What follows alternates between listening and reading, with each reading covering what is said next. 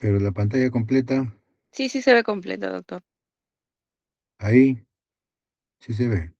Sí. Ya, buenas tardes. Entonces vamos a iniciar el tema correspondiente a la semana 4, el tema 23, enterocolitis necrotizante.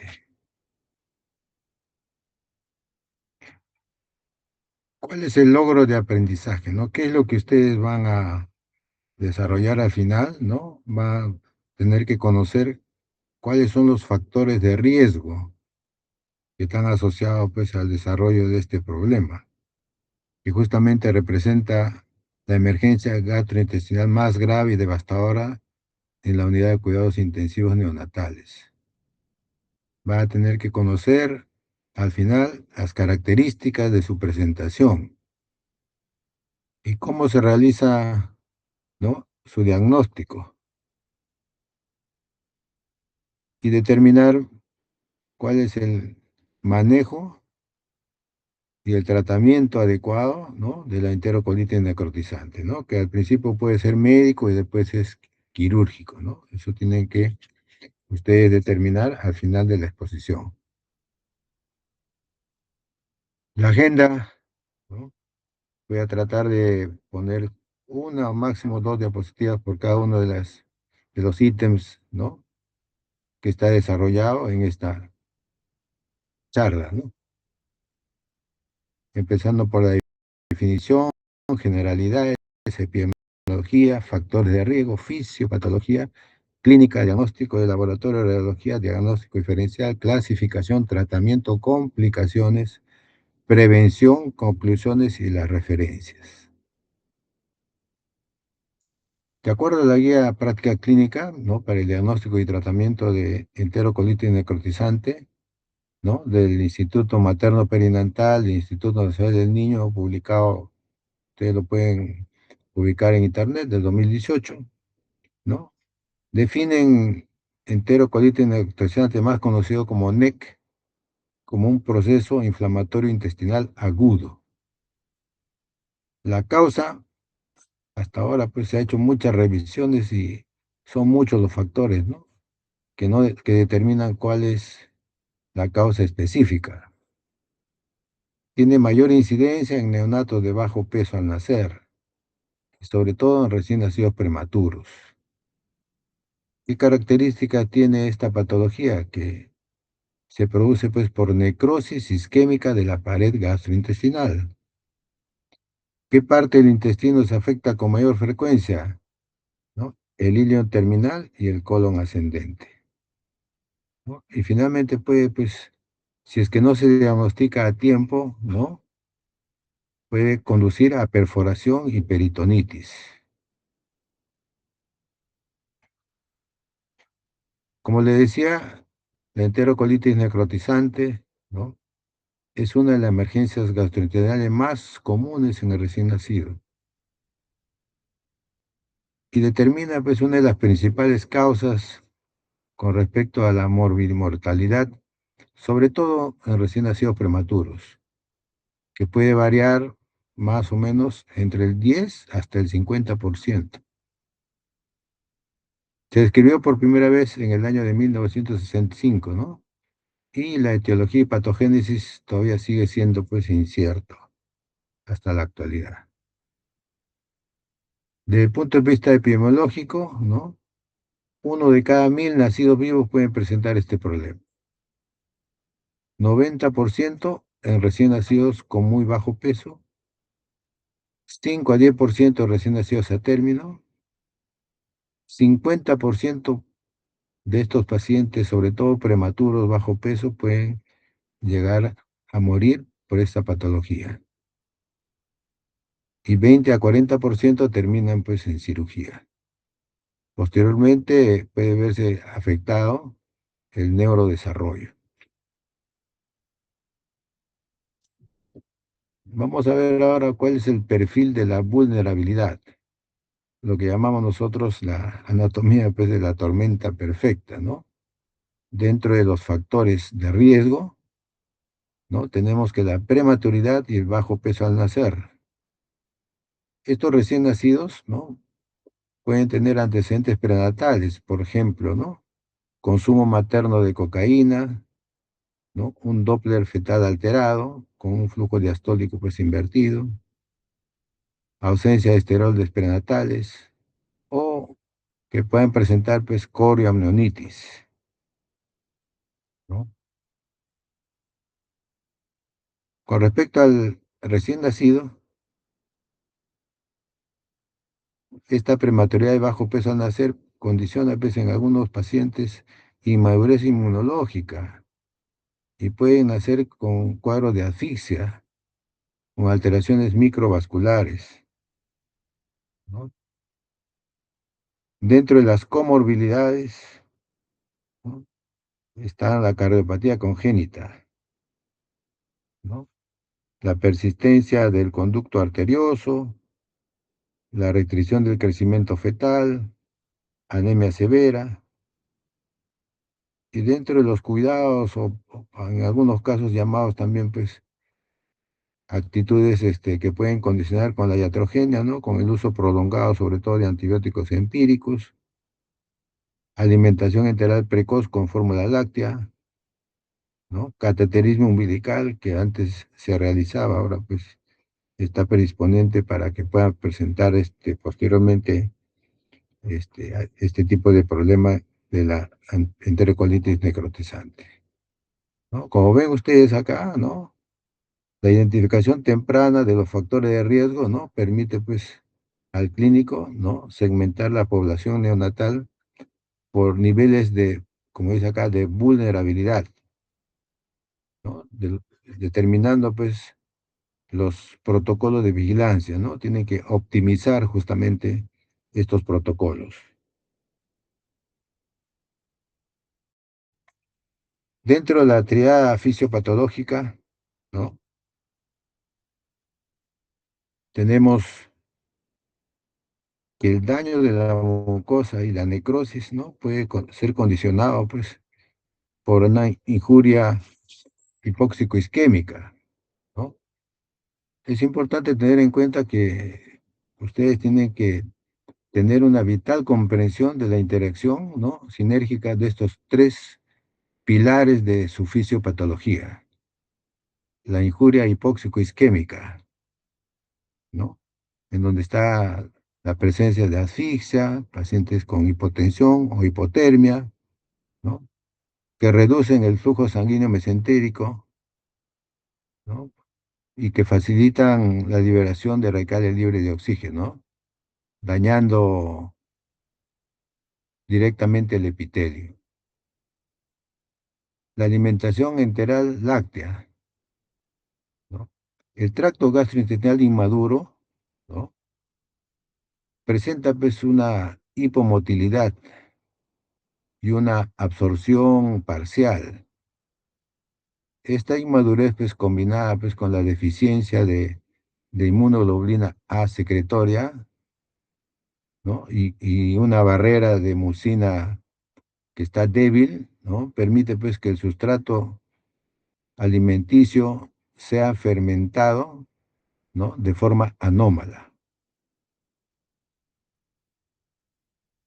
La tercera triada es la proliferación bacteriana, ¿no? Que es la disbiosis, ¿no?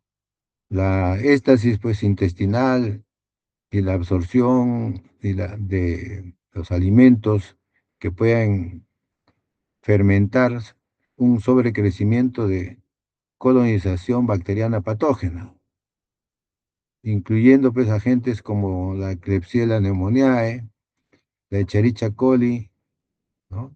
Y el Clostridium difficile. Dentro de los mecanismos por los cuales existe pues un disparador inflamatorio, así conocido, ¿no? ¿No? La piedra angular, justamente, como vamos a ver ahora, ¿no? Los mediadores del daño son amplificados por la respuesta inflamatoria, ¿no? Vamos a explicar el factor de necrosis tumoral, la interleuquina 6 y el factor activador de plaquetas. Esto es importante tener en cuenta.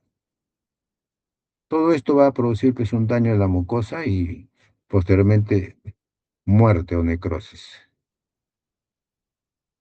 De aquí más o menos una secuencia de la cascada fisiopatológica hacia la necrosis, ¿no? Como hemos visto, los factores desencadenantes, ¿no? Donde está la injuria pues hipóxico-isquémica, combinada con qué? Con la inmadurez del tracto gastrointestinal, que está justamente determinado por ser un recién nacido prematuro.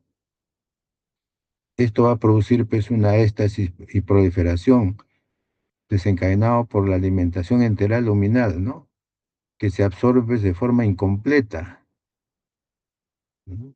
Y que va a alimentar pues un sobrecrecimiento, ¿no? De colonización bacteriana normal, ¿no?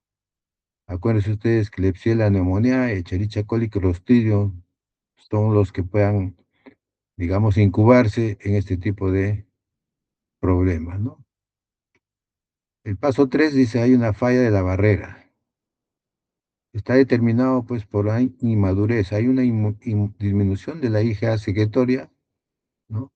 Y esta debilidad de la barrera determinado por la mucina permite pues el daño directo de la mucosa. Y el paso 4 es la respuesta de los mediadores inflamatorios, en donde hay liberación masiva del factor de necrosis tumoral, interleuquina 6 y factor activador de plaquetas, que van a provocar necrosis y perforación. Este proceso inflamatorio pues, cierra el ciclo, ¿no? Agravando pues, la isquemia que se produce inicialmente y culminando pues, con el infarto celular y la perforación de la parte del intestino afectado. Y esto es importante que tengan en cuenta ustedes, ¿no? Con respecto al mecanismo de la activación del receptor de Toll-Rice 4 que detona pues, la cascada inflamatoria. Aquí ven ustedes un intestino maduro, tiene una microbiota normal. Y estos receptores Toll-Like 4 están regulados, ¿no? Por mecanismos inhibitorios que van a determinar pues, una tolerancia inmunológica y homeostasis adecuada. ¿Qué pasa en el intestino inmaduro? En el intestino del prematuro, sobre todo, ¿no? En donde carece de mecanismos inhibitorios por su inmadurez, ¿no? Esta alteración de la flora, la disbiosis, activa pues masivamente el receptor Toll-Like 4, que va a interrumpir pues abruptamente la perfusión microvascular. ¿Y esto qué va a provocar? Liberación masiva de mediadores inflamatorios, ¿no? Acuérdense ustedes, ¿cuáles son los 3 mediadores inflamatorios que se liberan justamente en la enterocolitis necrotizante? El factor de necrosis tumoral, la interleuquina 6 y el factor activador de plaquetas. Estos van a determinar si una muerte celular y una necrosis, pues, transmural, ¿no? Entonces, es importante que tengan en cuenta esta activación, ¿no? Que va a desencadenar, pues, una exagerada interrupción de la perfusión microvascular. Se interrumpe. Esta condición, pues, libera estos mediadores, ¿no? Culminando, pues, en muerte y necrosis transmural, ¿no? Ahora, desde el punto de vista de la clínica, ¿no? ¿Cuáles son los signos de alerta de esta patología? Tenemos signos gastrointestinales locales y signos sistémicos, ¿no? Que pueden llegar, ¿no? A una cascada y a un shock, ¿no? De los signos gastrointestinales locales, tenemos primeramente, pues, es un recién nacido que de repente empieza a tener una intolerancia a la alimentación. ¿Cómo se manifiesta esto? Con un residuo gástrico elevado. Posteriormente, se evidencia distensión y tensión abdominal. Y se ve pues un eritema de pared, ¿no? Como está acá en la figura, un eritema de la pared abdominal. El paciente primero aumenta su residuo gástrico, posteriormente tiene vómitos de tipo biliosos y puede posteriormente en las deposiciones, ¿no? Tener rectorragia o sangre oculta en heces. De los signos sistémicos, el paciente empieza a tener dificultad respiratoria, apnea, cese la respiración por más de 20 segundos, acompañado de bradicardia. Paciente se pone letárgico, ¿no? Empieza a tener una inestabilidad térmica, no succiona, paciente hace oliguria, ese riñón se ve afectado, orina menos, entra en un cuadro de shock y finalmente a una coagulación intravascular diseminada. Dentro del diagnóstico, ¿no? Ya hemos manifestado pues, los antecedentes, ¿no? Que determinan este cuadro. Desde el punto de vista clínico, las manifestaciones físicas, el examen físico. Ahora vamos a revisar lo que es radiología y laboratorio. Tenemos aquí, a través de los exámenes auxiliares, ¿no? Lo que llaman, pues, la literatura le dice el deterioro biológico, ¿no? Tenemos marcadores hematológicos. Por ejemplo, la presencia de leucocitosis o leucopenia, ¿no? Que está asociada, pues, a peor pronóstico. Los pacientes pueden presentar trombocitopenia y esto condiciona, pues, un alto riesgo de sangrado. Y esto está asociado directamente, pues, a necrosis intestinal, ¿no? Y a un agravamiento clínico del paciente, ¿no? Y acá es importante que tengan en cuenta ustedes, ¿no?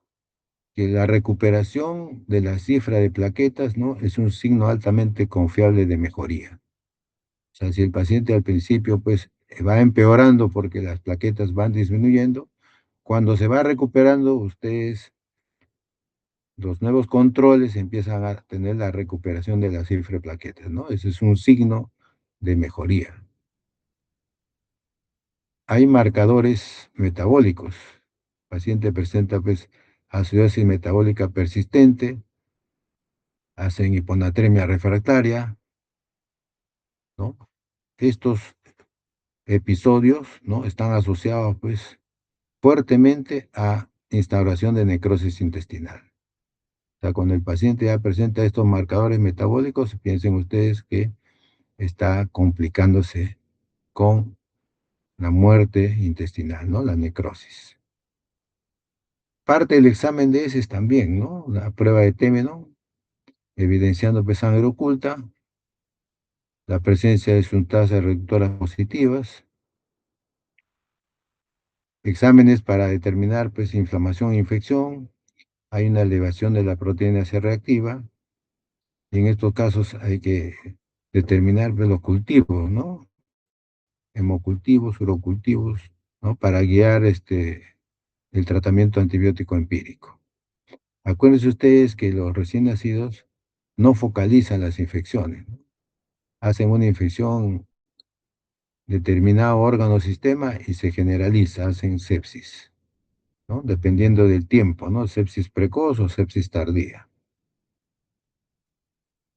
Desde el punto de vista radiológico, ¿no? Tenemos que determinar que estos pacientes cuando tienen la clínica, ¿no?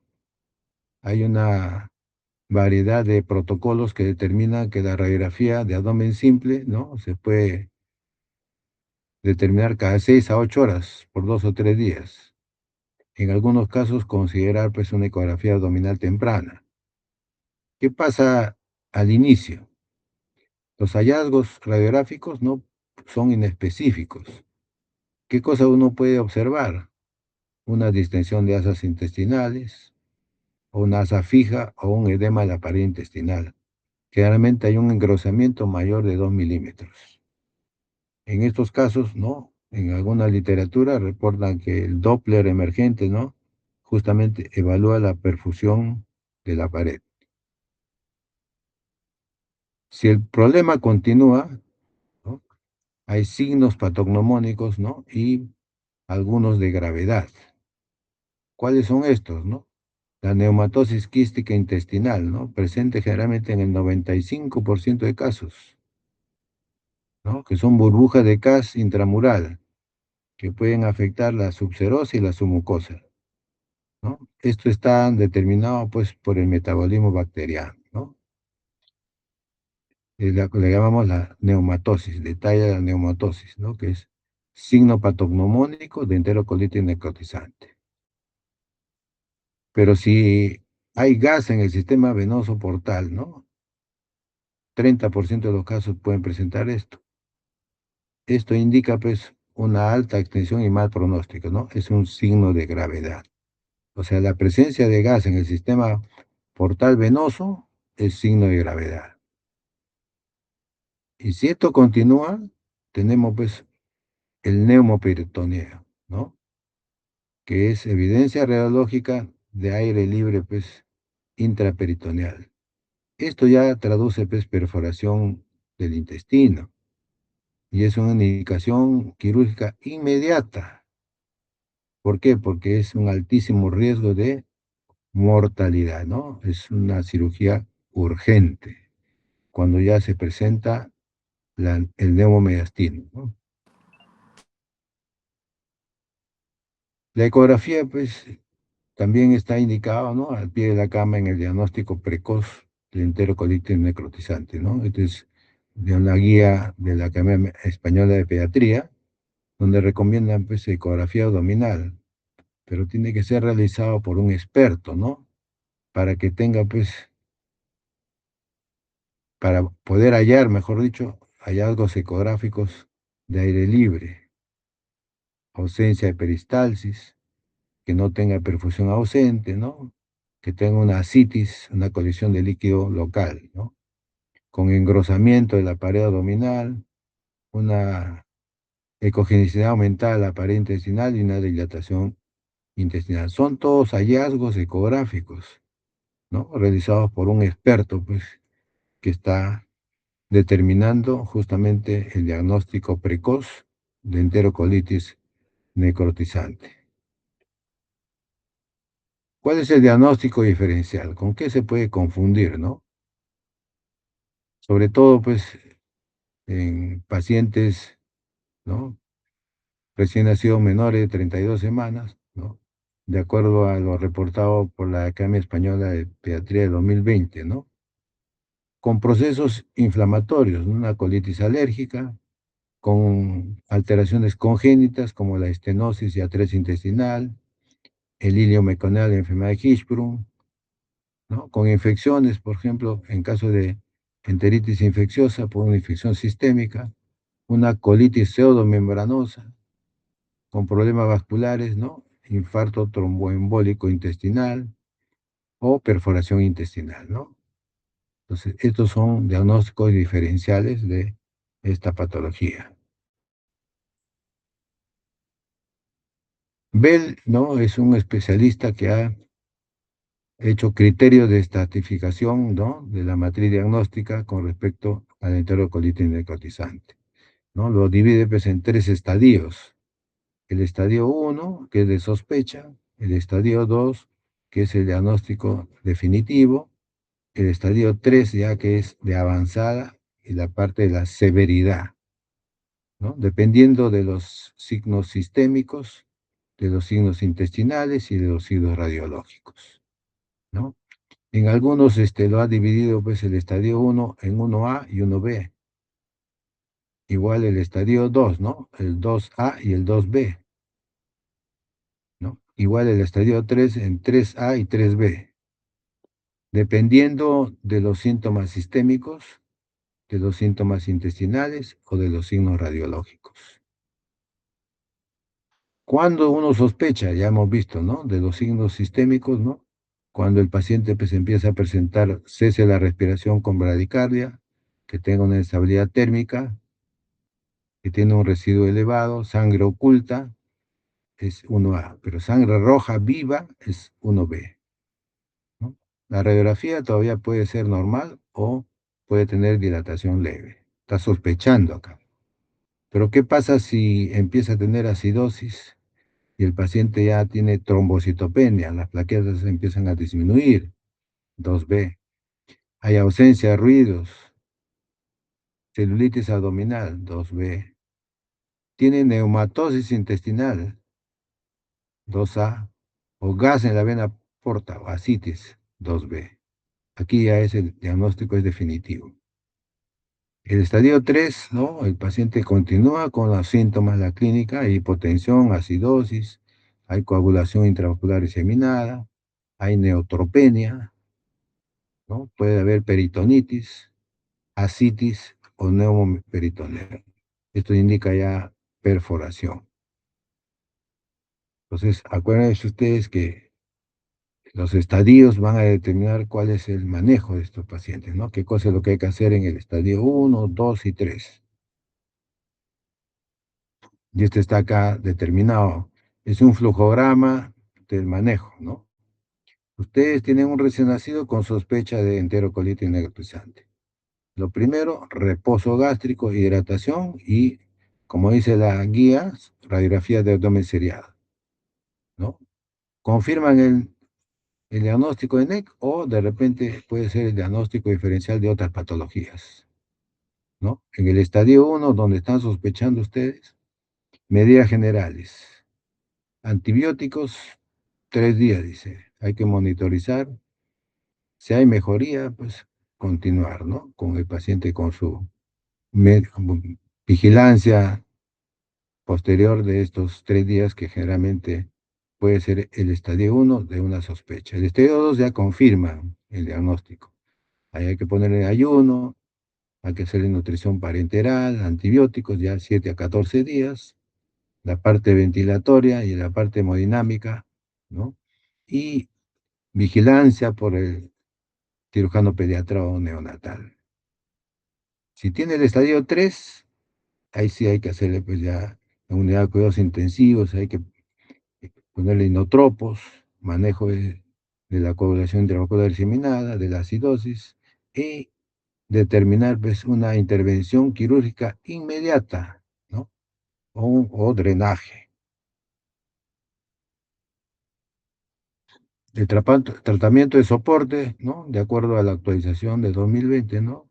De la revista oficial de la Red Latinoamericana de Pediatría y Neonatología, que recomienda, ¿no? Interrumpir la alimentación, NPO, líquidos intravenosos, evaluar el estado respiratorio, descomprimir, ¿no? Con sonda nasogástrica, antibióticos sistémicos, determinar pues, los estudios de coagulación y equilibrio ácido-base.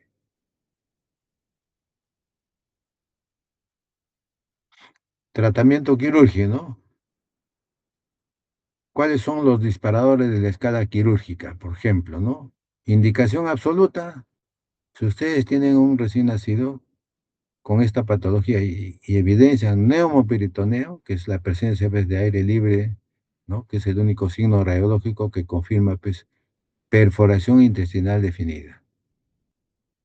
Si tiene signos clínicos de deterioro, ¿cuáles son estos? Persistencia de la extensión abdominal severa, ¿no? Con coloración rojo, violácea, eritema de la pared abdominal. Hay dolor intenso a la palpación y hay presencia pues, de una masa abdominal que es un plastrón, ¿no? O acúmulo de líquido, una citis. ¿Cuáles son los signos de laboratorio clínicos? Hemos dicho, ¿no? La trombocitopenia severa y acidosis metabólica refractaria al tratamiento médico. En algunos, paracentesis positiva, ¿no? Altamente específico para necrosis, ¿no? Aunque no sustituye pues, la valoración radiológica global, ¿no? Que indica neumoperitoneo. ¿Qué se persigue con el tratamiento quirúrgico? ¿Cuál es el objetivo? El objetivo es pues, conservar la mayor longitud del intestino viable, ¿no? Respetando siempre la válvula ileocecal para evitar justamente la complicación de estos pacientes como es el síndrome de intestino corto, ¿no? Hay resección y derivación, que es el método más seguro, drenaje peritoneal, ¿no? Sobre todo en pacientes menor de 1 kilo. Hay anastomosis primaria, que en algunos discutido, ¿no? Es reservada para lesiones muy localizadas, pues, ¿no? La parotomía de segunda visión, dice, ¿no? Que es 48 72 horas ante la necrosis extensa, ¿no? Con una viabilidad pues, dudosa, ¿no? De lo que pueda tener, ¿no? Como ven acá ustedes, ¿no? El objetivo justamente es conservar la mayor longitud del intestino viable.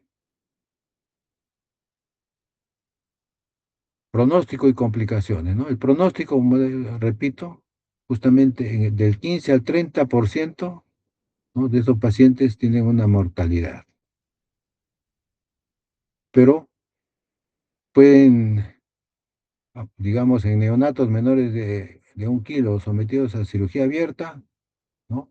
En el 50% pueden sobrevivir. Complicaciones a largo plazo, ¿no? Como le decía, ¿no? Si es que es un sector, digamos, amplio de compromiso intestinal, el síndrome de intestino corto, ¿no? Sobre todo cuando son resecciones amplias. Puede haber estenosis intestinal tardía, fístulas enterocólicas, ¿no? Complicaciones secundarias sistémicas, ¿no? Colestasis secundaria pues, a la nutrición parenteral, que es parte de la complicación. Se puede infectar tardíamente por hongos, cándida sobre todo, compromiso neurológico, alto riesgo pues, del neurodesarrollo, ¿no? Pueden estos pacientes condicionar una parálisis cerebral con daño auditivo y cognitivo. Criterios estrictos de alta hospitalaria, ¿no? Uno de los criterios es tolerancia absoluta de la vía enteral, ¿no? Se suspende la nutrición parenteral, ¿no? Y si no hay ningún tipo de aporte por esta vía, el paciente pues tolera la vía oral, ¿no? Hay restitución estructural y funcional exitosa del tránsito intestinal, ¿no? Hay cierre de las ostomías hasta que está comprobado. El paciente hace su deposición normalmente y tolera la vía oral totalmente. Ahora, a veces pregunta, dice, ¿qué puedo hacer yo? ¿Cuáles son las barreras de protección en estos pacientes que ya tienen factores de riesgo, son prematuros, ¿no? Esta es una revisión de la prevención basada en la evidencia, ¿no? Y donde está determinado que la lactancia materna es la estrategia nutricional más importante. ¿Por qué? Porque esta leche humana materna está rica pues, en factores inmunoprotectores. Pueden utilizarse también leche de banco donada, ¿no? Como una alternativa, ¿no? Y normalmente, ¿qué volumen es el que toleran adecuadamente? 15 a 35 mililitros por kilo día, ¿no? Este volumen no aumenta pues, el riesgo de la patología de la enterocolitis necrotizante, ¿no? El soporte microbiótico, ¿no? Está determinado también el uso de probióticos, ¿no? ¿Cuáles son estos? La bifidobacteria infantis, lactobacillus acidophilus, ¿no? Reduce la incidencia sobre todo en neonatos menores de 1500. Y el manejo médico preventivo, ¿no? Administración de esteroides prenatales, ¿no? Estos van a determinar pues, una maduración intestinal y aumento de las sales biliares. Si el paciente presenta una alteración cardíaca, persistencia del conducto arterioso, el uso de ibuprofeno en caso de indometacina para el cierre, ¿no? Esos son barreras de protección, ¿no? Que van a determinar la, digamos, que estos neonatos que están predispuestos, sobre todo prematuros, bajo de peso, presenten esta patología. ¿Y el futuro? ¿Cuál es el futuro de la enterocolitis necrotizante, no? De la resección reactiva a la interceptación preclínica, ¿no? Hay un paradigma histórico, pues, que es reactivo, ¿no? Que es enfoque en la estabilización tardía, ¿no? Cirugía de resección masiva y manejo de secuelas devastadoras, ¿no? Actualmente el paradigma es el preventivo. O sea, en vez de ser reactivo ya cuando se presenta el problema, debemos nosotros determinar la prevención con la leche humana exclusiva como escudo terapéutico, ¿no? Y determinar pues, los protocolos de avance estandarizados y ecografía Doppler temprana. Este es el paradigma actual preventivo. Y en el futuro, ¿cuál es el paradigma del futuro? ¿No? Los biomarcadores tempranos, ¿no? La calprotectina, ¿no?, fetal, que identifica pues la activación de receptores Toll-like antes de los síntomas. O sea, identifica justamente la activación de este receptor antes de los síntomas, ¿no? Y el otro es la modulación de la microbiota, ¿no? En donde hay intervenciones pues, de precisión para neutralizar la disbiosis, o sea, la alteración de la flora bacteriana en su origen. De manera que en el futuro, pues el manejo de la enterocolitis necrotizantes ya no se define en quirófano, sino en la anticipación biológica de la vulnerabilidad neonatal. Ese es el futuro de la enterocolitis necrotizante. Y acá tenemos pues un resumen de lo que se ha manifestado en esta charla, ¿no? Identificación y factores de riesgo.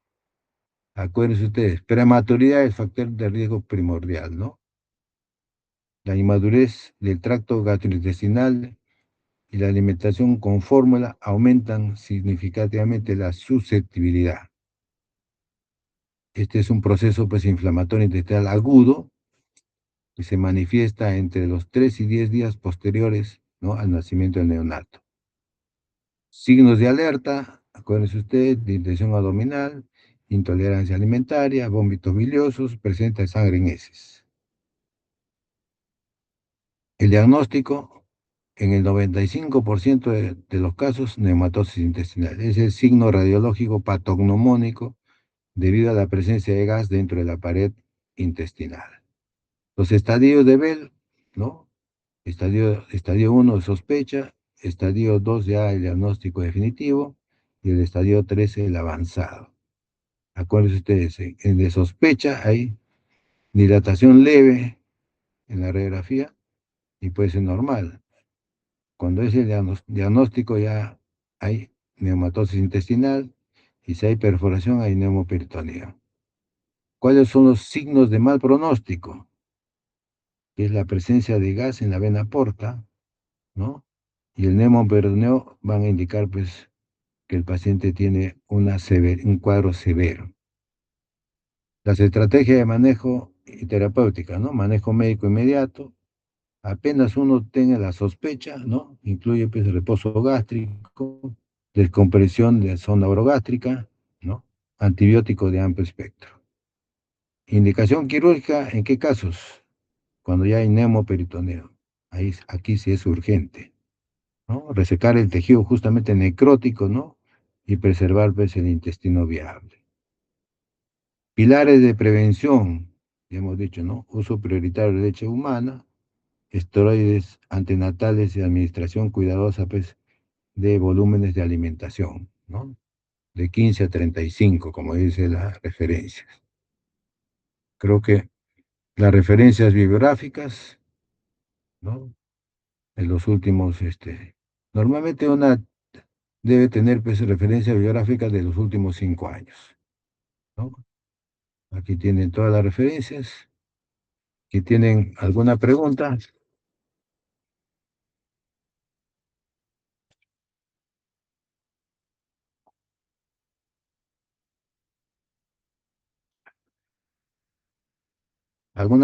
respecto a enterocolitis necrotizante.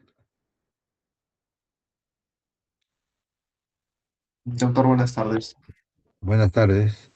Doctor, una consulta. Lo que son las secuelas de enterocolitis necrotizante, se menciona en lo que es el síndrome de intestino corto. ¿A qué se refiere con eso, doctor? Por ejemplo, ¿no? El intestino en recién nacido tiene una cantidad, digamos, un tamaño, una especie de, digamos, de, de tamaño en el sentido de para que cumpla sus funciones adecuadas. Pero ¿qué pasa si hay necrosis de, digamos, de una parte del intestino? Y eso tiene que ser resecado, ¿no? Entonces, más o menos en el 20 al 30% de los sobrevivientes desarrollan pues el síndrome de intestino corto. Quiere decir que el tamaño adecuado que tiene el intestino, digamos el tamaño adecuado, se disminuye. Entonces al disminuirse, ¿no?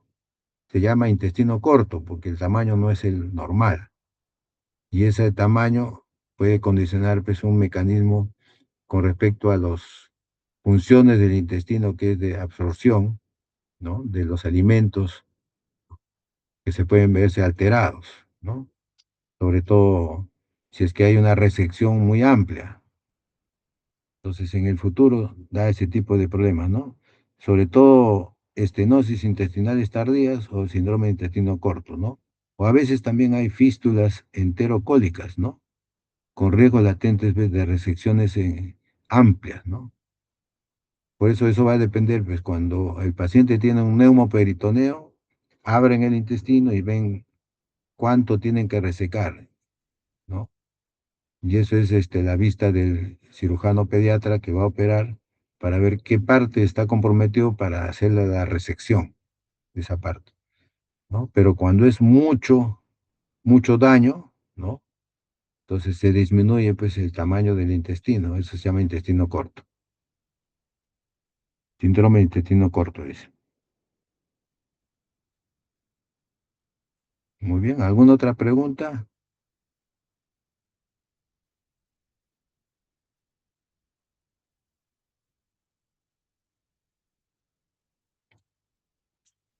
¿Algo que quieran que se amplíe?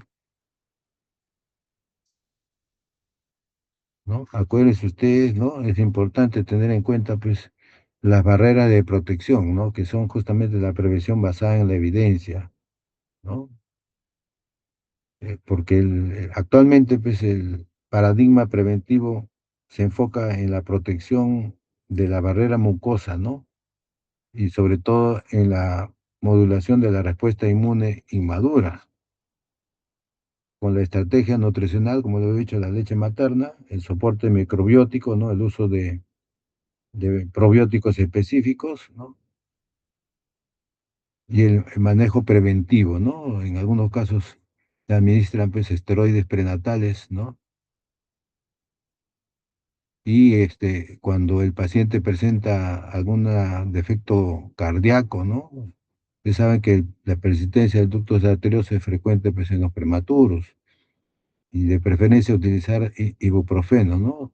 Porque la literatura dice que se utilizan indometacina, ¿no? Entonces, el uso de ibuprofeno reduce pues, la vasoconstricción mesentérica que se produce con la indometacina.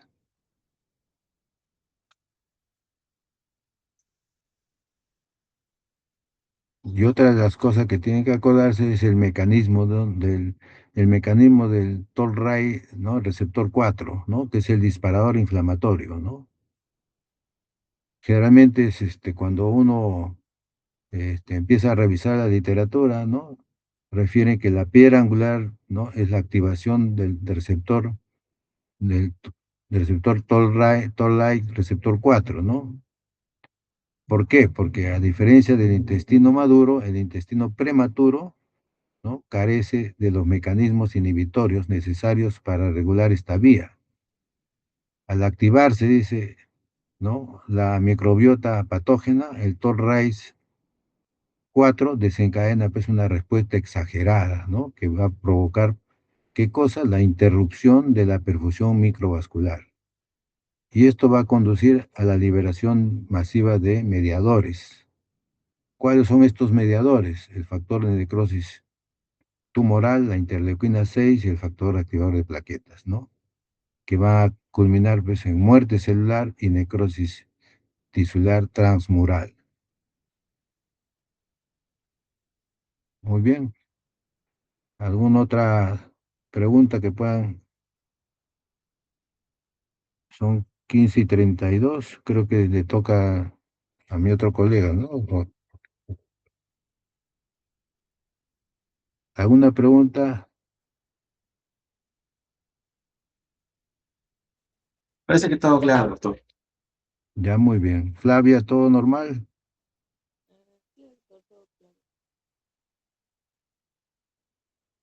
Ok, le he compartido con la delegada las PPTs, ¿ya? Para que puedan ustedes hacer una revisión. Muy bien, buenas tardes y que sigan con sus prácticas. Gracias. Gracias, doctor. Hasta luego. Gracias, doctor.